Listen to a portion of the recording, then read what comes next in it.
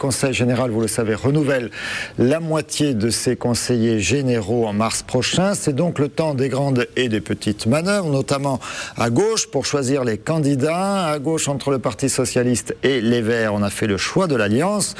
On voit ce matin quelques acteurs de la gauche, notamment on a reconnu André Vézinet, bien sûr. Ici, Christian Assaf, directeur de cabinet à la mairie de Montpellier, ou encore Jean-Louis Romigas pour les Verts. Justement, on va écouter Christian Assaf pour le PS et Jean-Louis Romigas pour les Verts. Donc en l'occurrence, il y aura 4 cantons dans l'Hérault où il n'y aura qu'un seul candidat Europe Écologie Les Verts, Parti Socialiste. Il s'agit du canton de Montpellier-La Paillade, du canton de Béziers-Devèze, de Moguio et du canton des Mattel.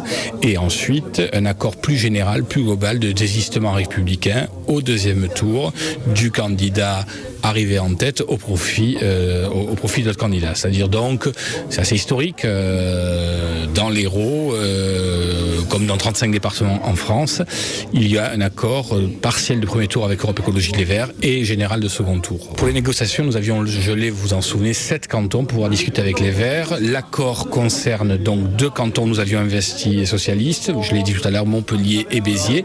Pour les 5 autres cantons, Castelnau, Montpellier, Sète, j'en passe, les candidats socialistes qui avaient été investis recevront mardi leur investiture officielle du secrétariat national du Parti socialiste. Nous espérons avoir des élus au Conseil général, donc ça peut nous permettre d'avoir une représentation au Conseil général de l'Hérault, ce que nous souhaitons. Il est bon pour l'ensemble de la gauche, parce que les électeurs de gauche et les électeurs écologistes attendent que nous nous rassemblions aujourd'hui. Face aux agressions de la droite, qui attaquent aussi bien les ménages, vous voyez la situation en matière de pouvoir d'achat, la réforme des retraites, la fiscalité injuste qu'on connaît, et puis l'attaque contre les collectivités locales.